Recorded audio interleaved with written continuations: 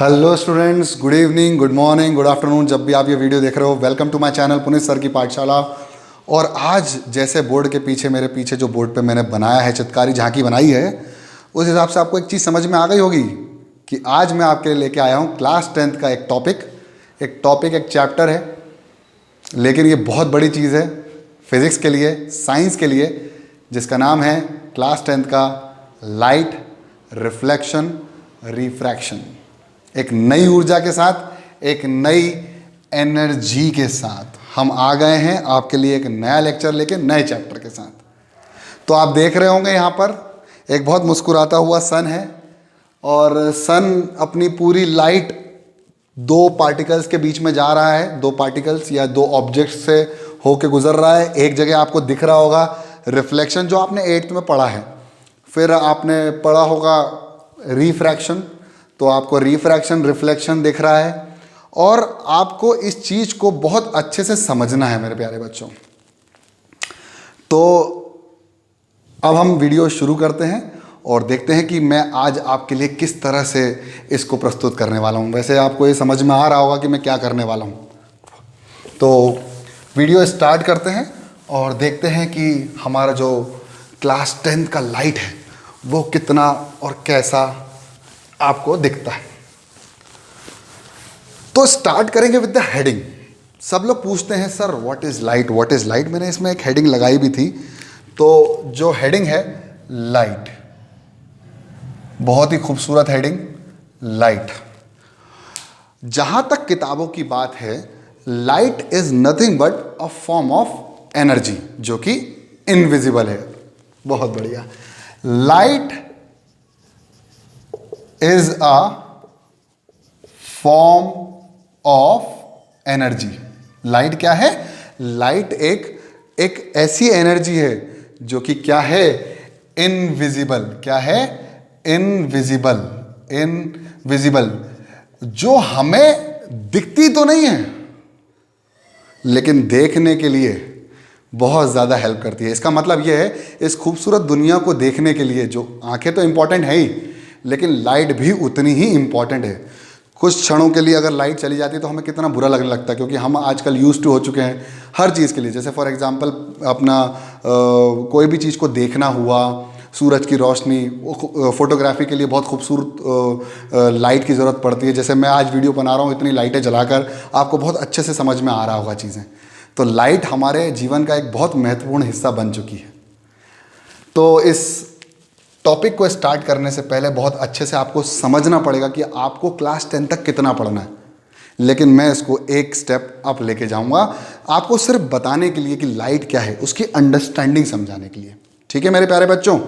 तो एक invisible light है जो कि बहुत इनविजिबल एनर्जी है, जो हमें हेल्प करती है कोई भी चीज़ को विजिबल करने के लिए, विजन करने के लिए, उसको देखने के लिए। बहुत बढ़िया, बहुत प्यारी डेफिनेशन है। Light is a form of energy. ये एनर्जी उसको मिलती कहां से है?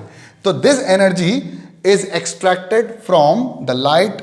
Energy is extracted from the word photon. ये वर्ड नहीं है फोटोन, ये बहुत इंपॉर्टेंट पार्टिकल है। क्या है ये? एक पार्टिकल। तो ये जो फोटोन है वो एक पार्टिकल है जो कि लाइट को एनर्जी, या एनर्जी से लाइट, देखो दोनों चीज़ें, जिसके पास एनर्जी होगी उसकी दो चीज़ें होंगी। एक तो होगी उसके पास हीट, जैसे आप सन के सामने जाते हो, मैंने सन बनाया था, आप सन के सामने जाते हो तो आपको क्या महसूस होती है? एक होती है हीट और एक होती है लाइट, जो आपको रोशनी मिलती है। दोनों ही चीज़ें बहुत इंपॉर्टेंट एनर्जी के साथ। Energy can neither be created nor be destroy, but it can transform from one form to another form. और यही एनर्जी उसको कहां से मिलती है? फोटोन से, जिसके पास दोनों होती हैं, हीट और लाइट। अब देखो क्या है ये फोटोन जो शब्द है, ये बहुत इंपॉर्टेंट शब्द है। ये 12th क्लास के लिए बहुत इंपॉर्टेंट है। अभी सिर्फ इतना समझो कि ये क्या है? एक पार्टिकल। क्या है ये? एक पार्टिकल। इसका मतलब ये हुआ कि हमने लाइट का पार्टिकल नेचर देखा। क्या देखा? हमने लाइट का पार्टिकल नेचर देखा। अभी आपको सब समझ में आता जाएगा धीरे धीरे। और कृपया करके अपनी कॉपियां जरूर निकाल के रखें, क्योंकि ये पहला लेक्चर है, इंट्रोडक्शन लेक्चर है, मजा आने वाला है। तो लाइट का एक पार्टिकल नेचर हमें समझ में आया। ठीक है भाई, लाइट का पार्टिकल नेचर। अब क्या हुआ कि कुछ और अच्छी किताब में जब एस चंद वगैरह आप पढ़ोगे तो उसमें एक और डेफिनेशन देते हैं लाइट इज एन इलेक्ट्रोमैग्नेटिक, क्या बोला उसने, light is an electromagnetic wave. अरे बाप रे, इसने बोल दिया पार्टिकल है, फोटोन एक पार्टिकल है जो कि मूव करता है और उसके पास क्या होती है, हीट और लाइट या एनर्जी होती है। अब किसी किताबों ने बोल दिया कि लाइट एक इलेक्ट्रोमैग्नेटिक वेव है। यार ये कैसे हो सकता है? क्या लाइट पार्टिकल भी है, क्या लाइट एक वेव भी है? बेटा लाइट एक पार्टिकल और वेव दोनों है। इसी को बोलते हैं डुअल नेचर ऑफ लाइट। इसकी ज़्यादा हिस्ट्री में नहीं जाऊंगा, लेकिन इसको कनेक्ट करने के लिए, समझने के लिए आपको थोड़ा बहुत पीछे में लेके जाऊंगा। ठीक है, तो लाइट एक पार्टिकल भी है, पार्टिकल नेचर भी लाइट फॉलो करता है, और लाइट एक वेव भी है, यानी वेव नेचर भी हमें लाइट का समझ में आया। तो लाइट की स्टडी कहाँ से हुई वो स्टार्ट करेंगे, तब समझ में आएगा लाइट का पार्टिकल नेचर और लाइट का वेव नेचर। लेकिन हमें क्या पढ़ना है, हमें सिर्फ लाइट का क्या करना है, पार्टिकल नेचर पढ़ना है। समझ में आया? 10th क्लास के लिए इतना ही काफ़ी है। तो मिटा रहा हूं। अब आपको समझ में आएगा कि लाइट का पार्टिकल नेचर और वेव नेचर में क्या अंतर है। देखो कितना मज़ा आने वाला है। क्या है, हर चीज़ जो है वो अंडरस्टैंडिंग से रिलेटेड है। आप किसी चीज़ को कैसे समझते हो, आपकी अंडरस्टैंडिंग उसको समझने के लिए कैसी है। तो इसमें क्या हुआ कि लाइट की अंडरस्टैंडिंग समझने के लिए हमने देखा कि लाइट जो है वो फिजिक्स की एक ब्रांच है, जो कि बहुत बड़ी ब्रांच है, जिसका हिस्सा है वो है ऑप्टिक्स। फिजिक्स की एक ब्रांच है जिसका नाम है ऑप्टिक्स, और इस ऑप्टिक्स की ब्रांच के अंदर हम पढ़ते हैं स्टडी ऑफ लाइट। देखो अंडरस्टैंडिंग का खेल है पूरा। Study of light is called optics.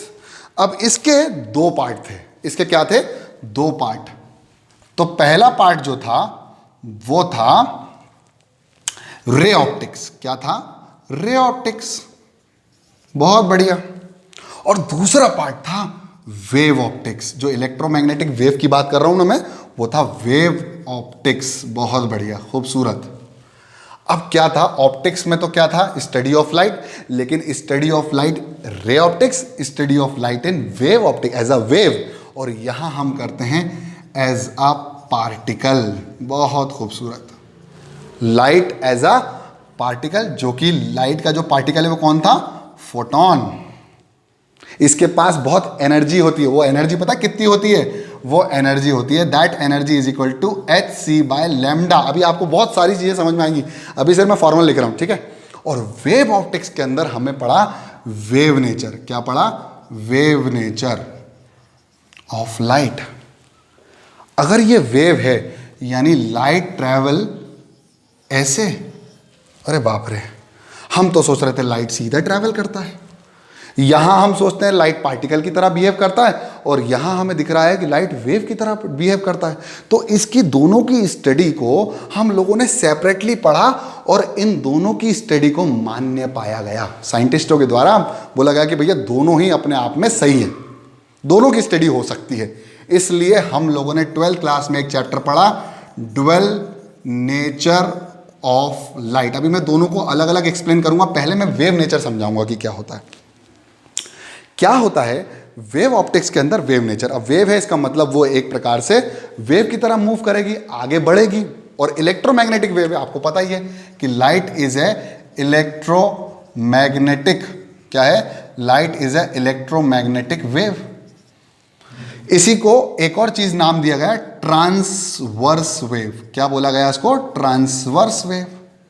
अब ये किस चिड़िया का नाम है? तो ऐसा पाया गया कि लाइट वेव तो है ही, लेकिन ये ट्रांसफर वेव है और इलेक्ट्रोमैग्नेटिक, जिसमें it does not require any medium to travel.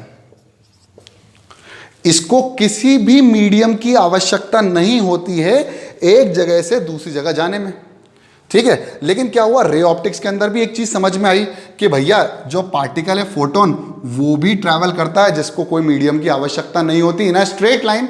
जिस स्ट्रेट लाइन में उसको बोल दिया रेक्टिलीनियर, क्या बोला गया, रेक्टिलीनियर मोशन या propagation of light, rectilinear propagation of photon, जिसकी स्पीड कितनी थी, speed is equal to, speed कितनी थी पता है आपको, 3 × 10⁸ मीटर पर सेकेंड, 3 लाख किलोमीटर पर सेकेंड। एक सेकेंड में 3 लाख किलोमीटर, बहुत तेज स्पीड से ट्रैवल करता था। अब क्या हुआ कि जब ये ऐसा ऐसा ऐसा मूव कर रहा है, यानी ये वेव है, और आपको पता है इसको बोलते हैं क्रेस्ट, और इस क्रेस्ट के बीच का जो डिस्टेंस होता है इसको बोलते हैं लैम्डा। हाँ, आ गया मैं लैम्डा पे। देखो मजा आने वाला है। इस फोटोन की, एक फोटोन की एनर्जी होती है hc/λ, और इसी लैम्डा को बोला जाता है वेव लेंथ। अब आएगा मजा। देखो दोनों की अंडरस्टैंडिंग कैसी कैसी है। इसकी जो वेवलेंथ होती है वो होती है लैम्डा, और इसकी जो लाइट की, जो विजिबल लाइट होती है स्पेक्ट्रम के अंतर्गत, उसकी जो वेवलेंथ होती है वो होती है करीबन 4000 एंगस्ट्रॉम से लेकर 8000 एंगस्ट्रॉम तक। अब आप बोलोगे सर ये किस चिड़िया का नाम है angstrom? Angstrom is nothing but a unit, जैसे किलोमीटर, मीटर, सेंटीमीटर, मिलीमीटर, ऐसी एंगस्ट्रॉम होता है। और एक एंगस्ट्रॉम के अंतर्गत 1 angstrom is equal to nearly equal to 10⁻⁻10 metres, यानी ये छोटी यूनिट होती है। अब देखो मजा आने वाला है, इस शब्द पे ध्यान रखना। और मैंने स्टार्टिंग में वीडियो में जब वो पूरी झांकी बनाई थी ना, तो इस शब्द को भी लिखा था। अंडरस्टैंडिंग के ऊपर डिपेंड किया लाइट की स्टडी। लाइट की स्टडी डुअल नेचर में हूं, तो पहले अंडरस्टैंडिंग हुई कि हम लोगों ने बहुत बड़े तौर पे देखा। हम लोगों ने क्लासिकल फिजिक्स पढ़ी, तो हम लोगों ने इसको बहुत बड़े लेवल पे देखा। जब हमने इसको मोटे मोटे तौर पे देखा तो हमें समझ में आया कि लाइट क्या है, एक पार्टिकल है। लेकिन जब हमने इसी को पढ़ा क्वांटम लेवल पे, कैसे लेवल पे, क्वांटम लेवल पे, क्वांटम फिजिक्स के अंदर, मतलब बहुत छोटे लेवल पे, इतने छोटे लेवल पे, कितने, 10⁻⁻10, यानी comparable with wavelength of light. जब हम लोगों ने इसको क्वांटम लेवल पे पढ़ा तो हमें समझ में आया लाइट एक वेव है। नहीं तो अब कोशिश करके देखो, समझ के देखना कि मान लीजिए ये एक लाइट है जो कि सीधी जा रही है। अब इसकी वेवलेंथ बहुत छोटी है, यानी इसके दोनों क्रेस्ट के बीच का जो डिस्टेंस है बहुत कम होगा। जब बहुत कम होगा तो ऐसा ऐसा ऐसा ऐसा दिखेगा। और आप जब इसको दूर से देखोगे या इसको बहुत जूम करके नहीं देखोगे, बहुत नैनो पार्टिकल की तरह नहीं देखोगे, तो ये पार्टिकल आपको ऐसा लगेगा कि मूव कर रहा है इन अ स्ट्रेट लाइन। इसका मतलब यह हुआ कि रे ऑप्टिक्स के अंदर हमारे जो भी ऑब्जेक्ट्स होंगे वो बहुत बड़े होंगे, और जिनका कंपैरिजन हम लाइट की वेवलेंथ से नहीं कर सकते। आप देखोगे इसमें हम बात करेंगे मिरर्स की। किसकी बात करेंगे? मिरर्स की। किसकी बात करेंगे? लेंसेस की। किसकी बात करेंगे? लेंसेस की। मिरर में कौन कौन से मिरर्स हम बात करेंगे? हम 3 प्रकार के मिरर्स की बात करेंगे। एक बात करेंगे हम प्लेन मिरर, एक बात करेंगे कॉनकेव मिरर, और हम एक बात करेंगे कॉन्वेक्स मिरर। लेंस में भी हम 2 प्रकार के लेंसेस की बात करेंगे, कॉनकेव और कॉन्वेक्स। यानी ये हमें दिखते हैं, नेकेड आई से हम देख सकते हैं इनको। यानी जब हम स्टडी करें लाइट की इन नॉन कंपेरेबल, मतलब हम कंपेयर कर ही नहीं सकते किसको, वेवलेंथ को उन ऑब्जेक्ट से, तो हम बोलते हैं लाइट की स्टडी रे ऑप्टिक्स के अंतर्गत है। लेकिन जब हम बात करें study of light in comparison with the wavelength of light, जिसमें हम बात करते थे, इन दोनों के अंतर्गत आते थे हमारे 2 एक्सपेरिमेंट, जिसका जो 2 एक्सपेरिमेंट, एक एक्सपेरिमेंट है यंग्स डबल स्लिट एक्सपेरिमेंट। उस डबल स्लिट के अंदर स्लिट की जो डिस्टेंस होती है वो मिलीमीटर्स में होती है, जो कि कंपेरेबल है with the wavelength of light. लेकिन हम इनमें 2 फिनोमेना पढ़ते हैं, जिसमें है, अच्छी किताबों में दिया रहता है, यहाँ दिख रहा है कि नहीं दिख रहा है, यहाँ बताता हूँ, डिफ्रैक्शन और पोलराइजेशन। ये 2 फिनोमेना हम पढ़ते हैं, और इनमें हम फिनोमेना पढ़ते हैं, मैंने आपको बता ही दिया, रिफ्लेक्शन एंड रिफ्रैक्शन। बहुत मोटे मोटे तौर पे, यानी हम बड़े लेवल पे देखेंगे, और क्वांटम लेवल पे देखेंगे तो हम पढ़ेंगे पोलराइजेशन और डिफ्रैक्शन। ये आपको पूरा 12th में पढ़ना है। लेकिन स्टडी ऑफ लाइट यानी ऑप्टिक्स 2 पार्ट्स में डिवाइडेड है। पहला है रे ऑप्टिक्स, दूसरा है वेव ऑप्टिक्स, रे ऑप्टिक्स में हम पार्टिकल नेचर पढ़ते हैं और वेव ऑप्टिक्स में हम वेव नेचर देखते हैं। वेव मतलब जिसकी कुछ ना कुछ वेवलेंथ होती है। और आप देखोगे एक फोटोन की एनर्जी, एक फोटोन की जो एनर्जी होती है वो होती है hc/λ। वही एनर्जी है जो हीट प्रोड्यूस कर रही है, hc/λ, वेयर h कहाँ लिखूं, यहाँ लिख देता हूं, where E is equal to hc/λ, where h is equal to Planck constant,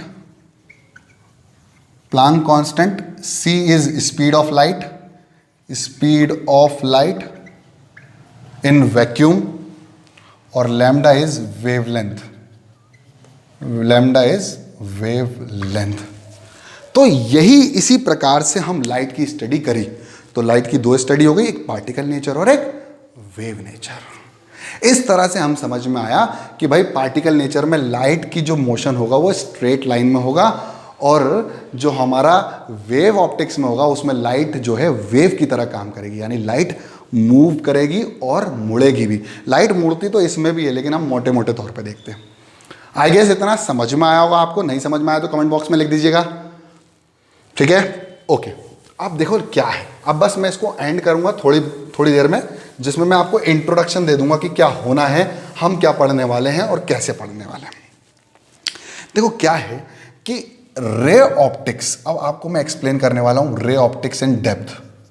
रे ऑप्टिक्स, देखो optics is study of light. अब रे, रे, देखो मैथमेटिक्स में जब हमने रे पढ़ा था तो एक पॉइंट से इनफाइनाइटली मैनी पॉइंट्स एक ही डायरेक्शन में जब आगे बढ़ते थे तो भाई साहब इसको बोल दिया जाता था रे। एक ही डायरेक्शन में आगे बढ़ना, यानी वो यूनी डायरेक्शनल है, बाय डायरेक्शनल नहीं है। और यहां से वो उत्पन्न हुआ, कौन? इनफाइनाइटली मेनी पॉइंट्स आगे की तरफ। इसका मतलब ये हुआ कि ये हो गया सोर्स। अगर आपको मेरा इंट्रोडक्शन में जो मैंने झांकी बनाई थी, पूरा डायग्राम बनाया था, उसमें आपको एक है ना स्माइल करते हुए एक चीज़ दिखी होगी जिसका नाम था sun. Actually sun is the source of light. Sun क्या है? एक सोर्स है जिसमें से फोटॉन्स क्या होते हैं? एमिट होते हैं, निकलते हैं। और एक ही जगह से बहुत सारी चीज़ें निकलती हैं, उसी को बोलते हैं रे। और जब लाइट एक ही जगह से निकले, इसको बोलते हैं, उस जगह से जहाँ से निकल रहा है उसको बोलते हैं सोर्स, या इसको बोलते हैं ल्यूमिनस ऑब्जेक्ट, जिनकी खुद की कुछ ना कुछ लाइट होती है, इनको बोलते हैं ल्यूमिनस ऑब्जेक्ट। अब जो एक ही डायरेक्शन में आगे बढ़ा तो एक लाइट की पाथ, इसी को क्या बोला गया? रे। इसी को बोला गया रे। और अगर इन्हीं रे का बंच की बात करें, बंच ऑफ रे, कलेक्शन, ग्रुप ऑफ रे, तो इसको हमने एक बहुत प्यारा सा नाम दिया। आपको पता क्या? इसको बोला गया बीम। अब ये रे ऑफ लाइट है जो कि सोर्स से निकल रही है और बहुत सारी लाइट आ रही है, तो इसको बोल दिया बीम ऑफ लाइट। अब आए समझ में? आपने देखा होगा ना डीजे में फ्लिकर्स होती हैं, फ्लिकर्स बहुत दूर तक दिखती हैं, तो हमें ऐसा लगता है कि फ्लिकर्स बहुत दूर से है ना एक ही रे दे रही है, लेकिन वो एक्चुअली रे नहीं होती, वो होती है बीम, कलेक्शन ऑफ रेस। तो ये हो गई बीम्स। और एक होता है ल्यूमिनस ऑब्जेक्ट और एक होता है नॉन ल्यूमिनस ऑब्जेक्ट। हमारे पास लाइट का अल्टीमेट सोर्स क्या है? लाइट का अल्टीमेट सोर्स ट्यूबलाइट नहीं, लाइट का अल्टीमेट सोर्स है सन, जिसमें हीट और लाइट दोनों मिलती हैं, जो क्या एमिट करता है? Number of photons. और फोटॉन्स के पास एनर्जी कितनी होती है? अभी लिखवा है hc/λ। ये आपको 12th में पढ़ना है। मैं ये नहीं बोलूँगा रट लो, मैं बोलूँगा आपको समझ आना चाहिए कि भाई हाँ ये चीज़ होती है, इसलिए उसके अंदर इतनी एनर्जी होती है। ठीक है? तो luminous object, non luminous object, ray of light इसलिए क्योंकि एक ही सोर्स। अब देखो यहीं से सारी लाइट जाएंगी, यहीं से सारी लाइट जाएंगी, यानी एक पॉइंट से बहुत सारी लाइट रेज आगे निकलती हैं। और रे क्या होती है? एक सिंगल लाइट जो कि आगे बढ़ती है यूनी डायरेक्शनल। और इसका कलेक्शन क्या बोला गया? Beam of light. तो ये था इंट्रोडक्शन पार्ट टू लाइट। बहुत सारी चीजें इसमें बताने के लिए। Stay connected with the videos. बिल्कुल एक पूरी प्लेलिस्ट आने वाली है, तो कृपया करके बने रहें। और जो मेरे चैनल पे नए हैं वो सब्सक्राइब कर दो, लाइक कर दो, कमेंट करो, जो चीज़ समझ में आ रही, जो चीज़ समझ में नहीं आ रही है, और पढ़ते रहो, बढ़ते रहो। जय हिंद।